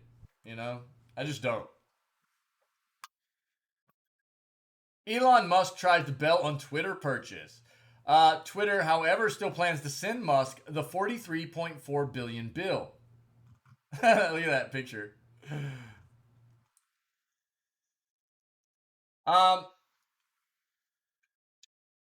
Musk no longer wants to buy Twitter, the social media platform that for over a decade has been a major forum for gaming discourse, memes, and apologies written in white text over a black background. Musk is supposed to pay just over $54 a share for Twitter, which comes to $43.4 billion. But Twitter's share price has dropped to $36 since the deal was signed in April. That is one fact that Musk hopes will get him out of it. A letter sent by Musk's lawyers to Twitter's lawyers poses that Twitter's recent financial performance and revised outlook might be a valid reason to cancel the purchase. However, the main reason Musk says he should be let off the hook first came up in May when he said the deal was on hold while his team assessed the prevalence of spam fake accounts on Twitter. According to Musk's side, Twitter failed to provide the data and information necessary to make the assessment. Twitter reportedly planned to offer Musk a fire hose of raw data in June and said yesterday that it removes over 1 million spam accounts every day. The company does not accept Musk's attempt to cancel the deal. Quote, the Twitter board is committed to closing the transaction on the price and terms agreed upon with Mr. Musk.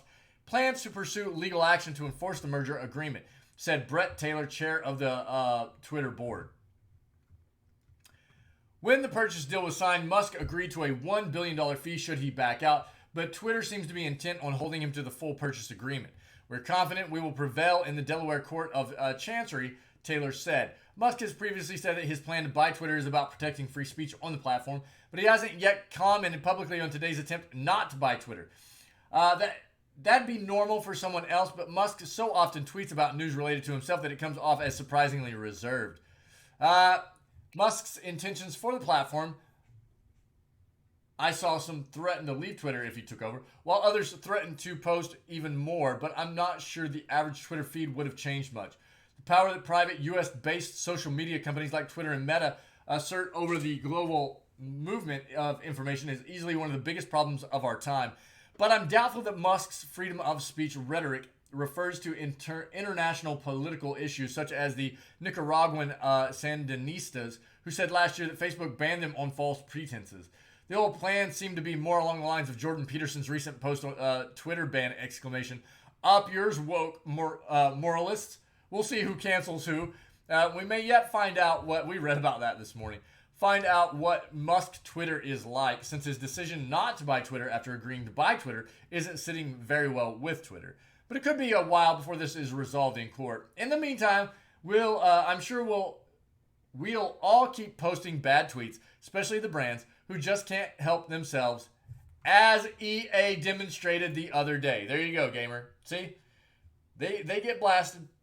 But, I mean, it's like, again, it's like par for course, dude. EA just sucks. I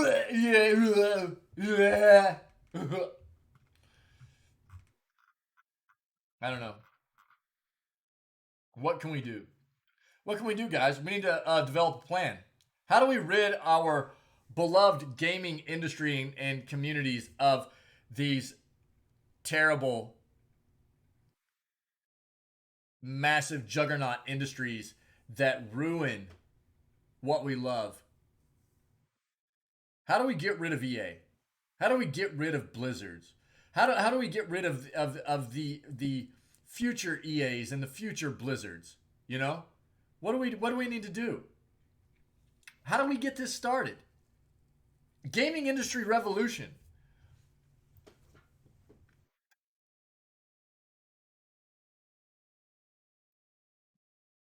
Highly anticipated Nintendo Switch RPG now also coming to PS4 and PS5. Uh, let's ellipses. Um,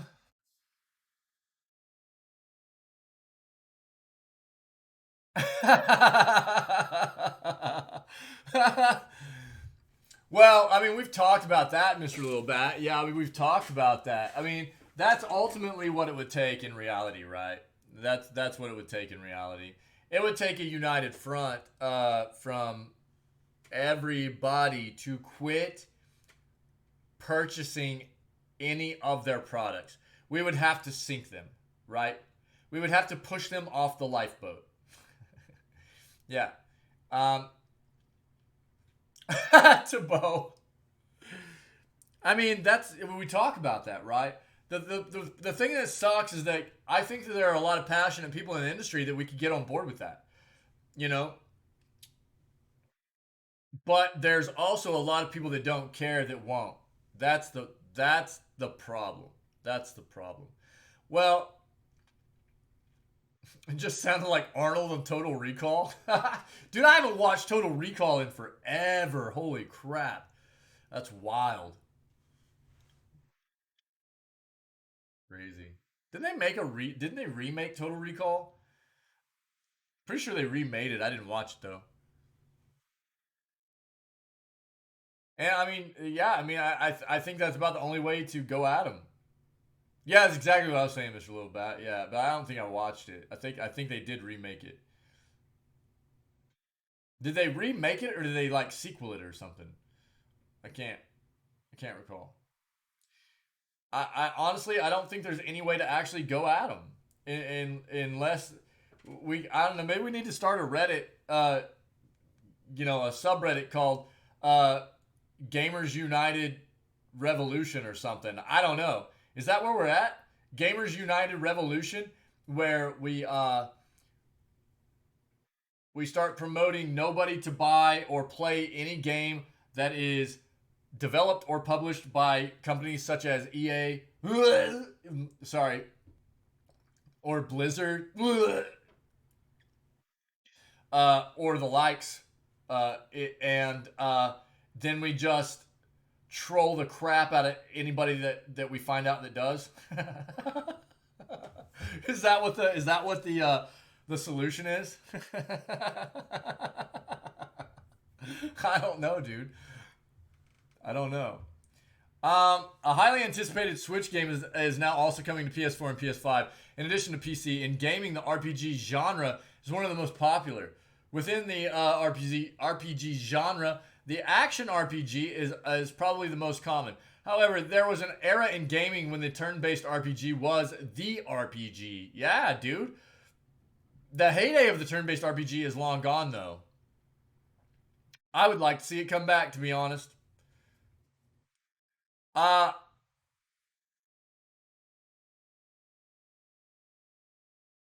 I think 2K was the publisher, right?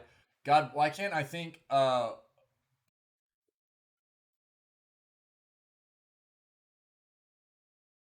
was wanting to say. No, it was 2K. You're right. It was 2K. Yo, good call. Yeah, good call. Who pubbed it then? Who pubbed it?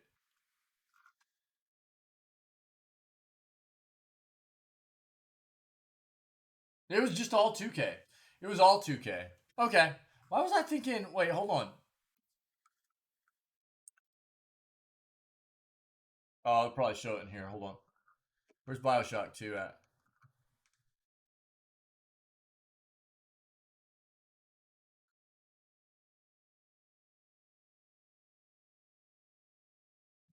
Was that all 2K as well?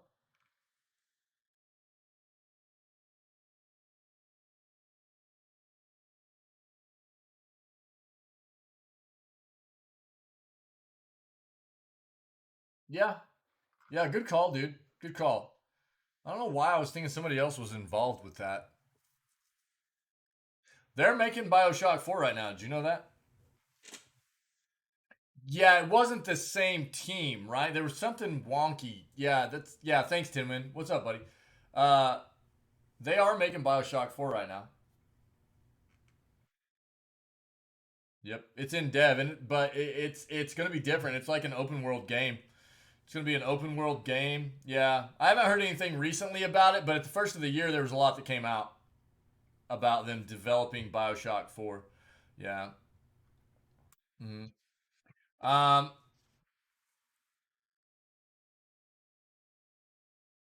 the genre still lives on, but not with the same significance. That said, one of the most anticipated indie games in the industry right now is a turn-based RPG called Sea of Stars. Has anybody played this? Previously, it was announced for the PC and Switch only, but recently this changed with developer Sabotage Studio announcing that when the game launches in 2023, it will do so also on PS4 and PS5. Um, For those that don't know, this isn't their first rodeo. Their previous game, The Messenger, suggests the studio has the quality to deliver on the anticipation. That said, The Messenger was an action platformer as a completely different game. Okay, Sea of Stars is a turn-based RPG inspired by the classics. Reads an official elevator pitch of the game. Tells the story of two children of the solstice who will combine the powers of the sun and moon to perform eclipse magic, the only force capable of fending off the monstrous creations of the evil alchemist known as the Fleshmancer. Oh, that does sound familiar, Tinwin.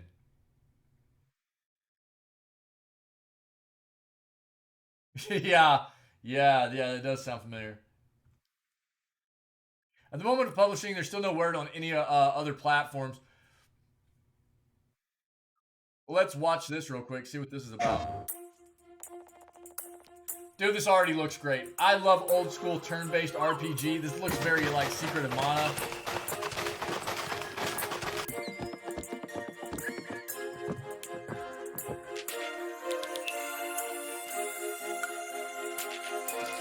Yeah, Chrono Trigger. Yeah, dude.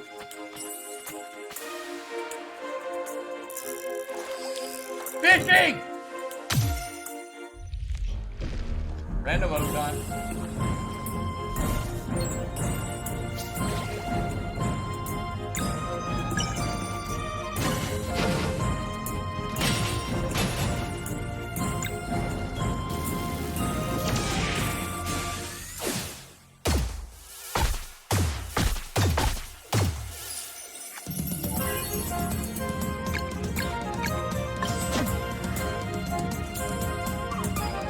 Pirating. Daily.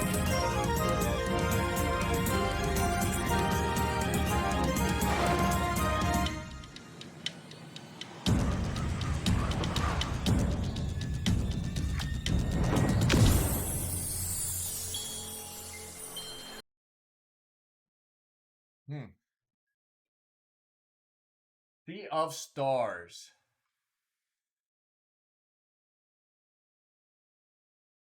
Look at the little octopus. Dude, this actually looks really good to me. I miss turn-based RPGs, dude. That's how I fell in love with RPGs. Uh,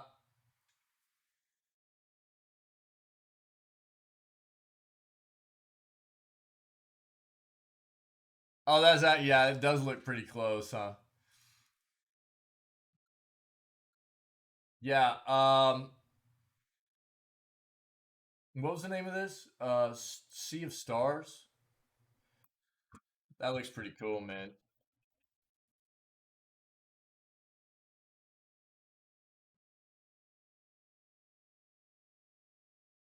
You can add to your wish list on Steam already. Look it up. All right, yo. Um, this is the final article I have up. Nice, Timwin. Got that Batman, dude. Uh, Final article I have for the morning. If you guys have anything else to bring to the table, let me know. Uh, Otherwise, this will be it, and then we'll move on to Witcher 3, Day 3. Okay? Yeah, dude. Yeah. There's actually a lot of Batman emotes. Gamer actually usually uses them quite often. There's like Harley and Batman and Joker. There's a bunch of them, dude. Yeah, yeah, it's pretty cool. Um, and then I have something to show you guys that Tabo did. Yeah, yeah. So, if you guys have anything else, you found that. Okay, let me see this. What?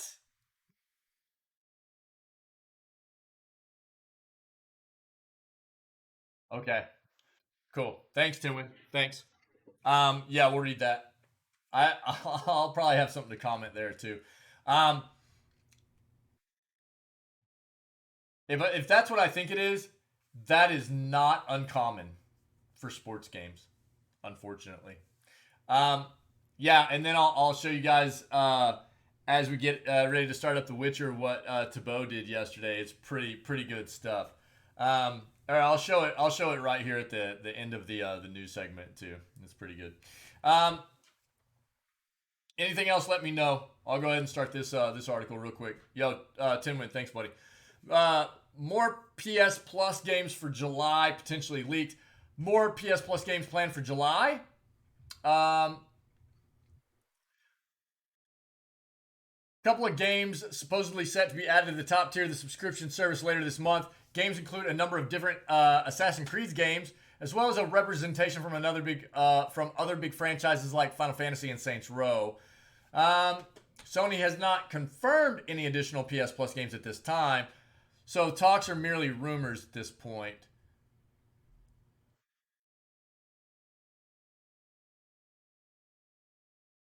Rumored PS Plus games for July: Stray, Final Fantasy VII Remake Integrate, Final Fantasy VII Remake Episode Intermission, Assassin's Creed 4 Black Flag,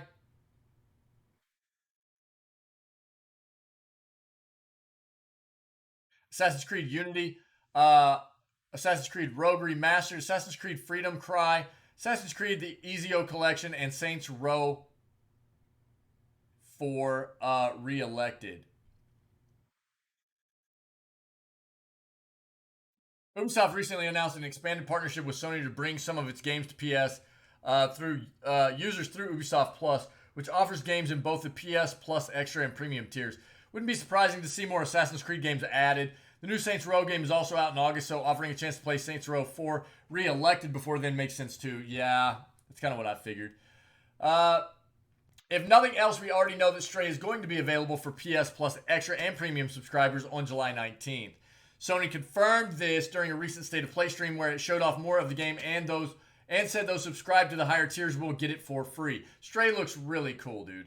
I want to play it. Stray looks neat. It's not necessarily like my usual go-to kind of game, but it looks cool, man. Kitty parkour and robots and stuff. It looks neat. Okay, let's look at this real quick. Again, this is now our final article right now. If you have anything else, let me know, okay? Before we move on to Witcher 3. In recent years, players have been asking for the next gen upgrades from the PS5 and Xbox Series XS versions of NBA 2K to be added to PC as well. Despite these requests, however, it looks like NBA 2K23's PC version will still be based on the previous gen console version. According to an answer in the facts section of the 2K Games website, PC and Nintendo Switch versions of the next NBA 2K game won't receive the graphical and technical upgrades that the game's next gen console versions will have. Quote, this is something the team is passionate about and will continue to investigate what is possible for the franchise in the future. The answer reads, for now, the focus was on assuring NBA 2K23 was optimized for the new consoles, while also making sure the experience remains fresh and innovative for players on other platforms. This will be a disappointment to PC fans of the NBA 2K series as the developers continue to prioritize the console experience. NBA 2K is a long-running basketball sim, while little else is known about the upcoming addition to the 2K series. They just announced Michael Jordan's going to be on 2K23. Yep. Um.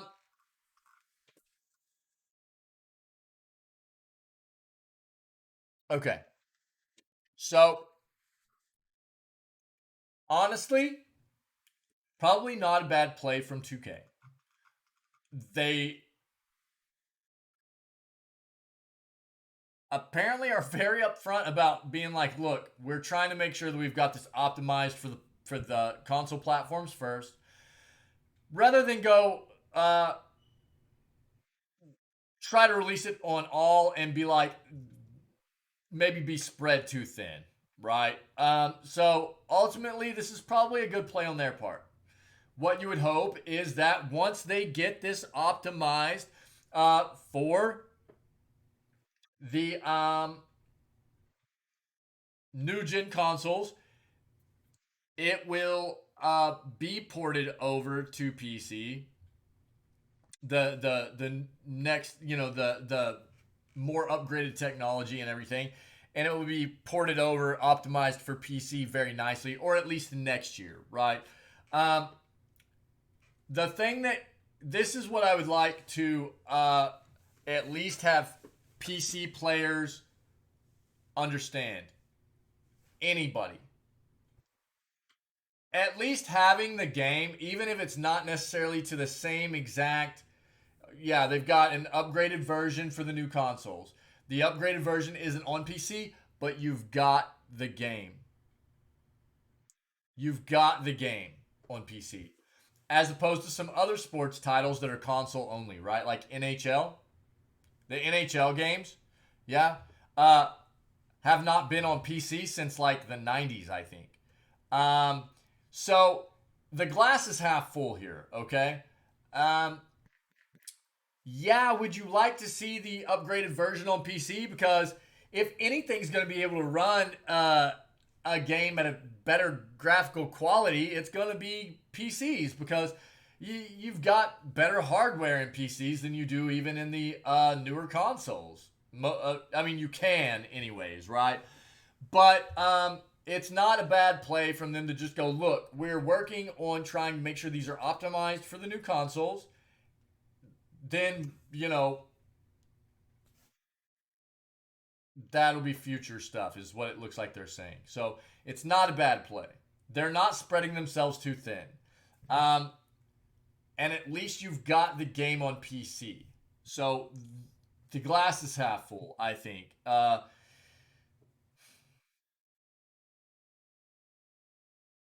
rather the game be on the platform and it run very smoothly and feel polished and maybe not be up to uh, quite the same graphical quality that it is on maybe some of the other platforms, um, then have it look the same and play like crap. I mean, that's the way I feel about it.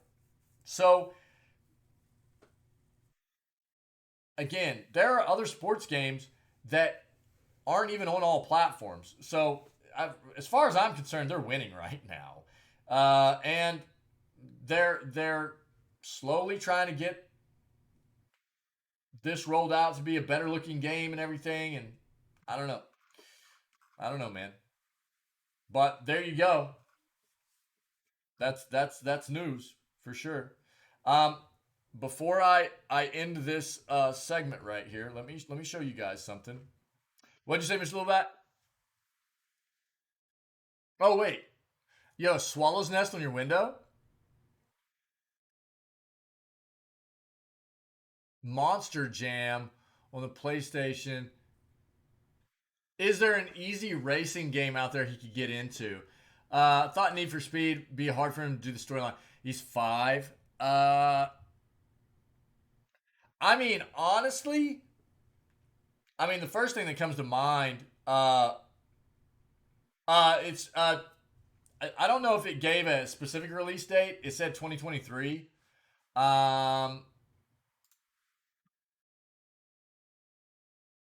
yeah, it just says 2023, buddy. It doesn't say a specific release date, just 2023. Yeah. So we'll have to keep our eyes and ears open to find out exactly when. But 2023. So we got a little while. Got a little while. Um, I mean, the first thing that comes to mind is like some Mario Kart stuff. But I mean,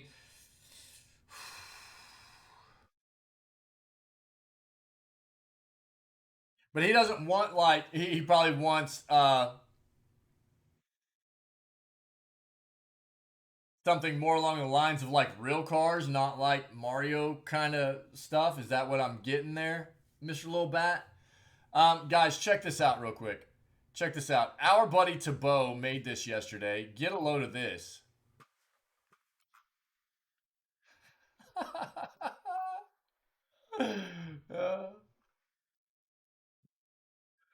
I am in Gwent.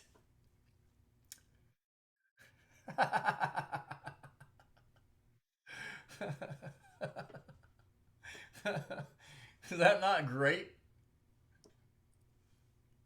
Yeah, into Hot Wheels and Monster Jam. Um, isn't that great? Yeah, the three of power for the three heads. Yeah, dude. Yeah, yeah, yeah. I saw it yesterday. And I was like, wow, man, that's actually really really good. Yeah. Um. Yeah, you did a bang up job with that, Tabo. Thanks, buddy. The they just came out with like an update. I don't know how easy the game would be to play and what kind of modes it has, but what was it? No, thank you, dude. Thank you. That's actually amazing. I appreciate it. Uh,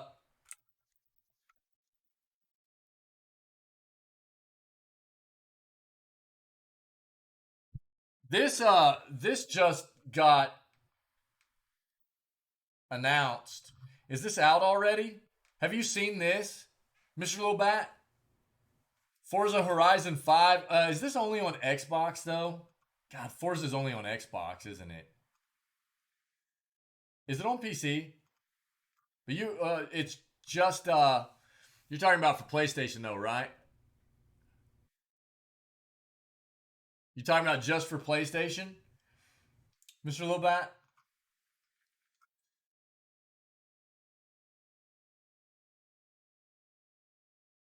Just PlayStation?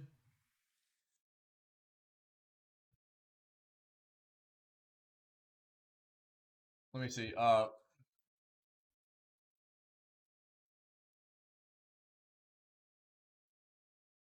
I think it's just Windows and Xbox. That's what I thought. Yeah. Uh, uh, uh.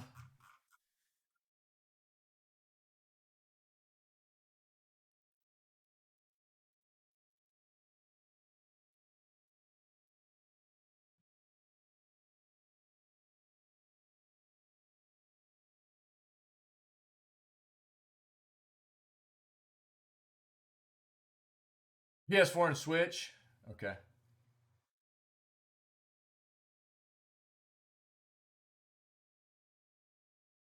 Have you guys actually tried the Hot Wheels? Have you actually tried the Hot Wheels stuff? I'm guessing, right? You're saying he's into Hot Wheels and Monster Jam because they do have a Hot Wheels game. It looks like it might be rated okay too, but that's at GameStop. You might need to look into the rating, and it is on PS4. Yeah, I don't know. I haven't ever played it. You might do some. This is what I'll say here. Let me do this real quick for you. This will probably give you a good place to get some reviews of the game, anyways, and maybe find some deals on it. Uh,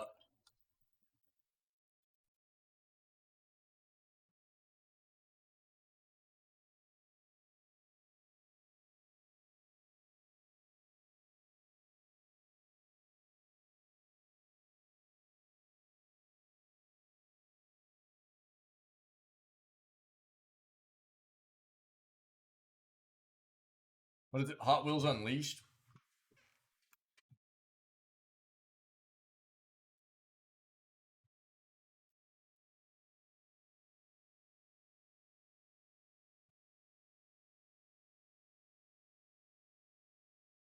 He'll love it. Oh, okay, yeah. Um, it says 96% of people like this game, dude. It's got a DeLorean on here. That's sick. 218 ratings at 4.1. Here, I'll give you just this Google link here. That should get you at least somewhere there with some like videos to watch, things like that. Maybe some reviews to look at for Hot Wheels Unleashed, and maybe that'll get you started on maybe what that could offer your kid, buddy. Cool. But to be honest, the Forza Horizon 5 Hot Wheels DLC actually looks really cool. It's just it's only on Xbox and PC, so it wouldn't work for you. You know what I mean? But it looks really neat. I would say check it out. Just like watch a video. It looks really good. It does look really good. Um, Thanks to everybody that's part of the news today, who's always a part of what we do and being a part of the news segment today specifically. Thank you very much. We're going to be moving on to day 3 of Witcher 3. If you are viewing this as a VOD on YouTube and you're enjoying the content, consider hitting that like and subscribe button, and maybe leave me a comment so we can have a bit of a discussion regarding some of these articles that we came across today, okay? Also, see what you can do about coming and hanging out with us every single day at 6 a.m. CST, where we start every single stream off with video gaming news, okay? Other than that, just stay healthy, stay safe, be kind to one another, and we will see everybody tomorrow for July 10th edition of Video Gaming News.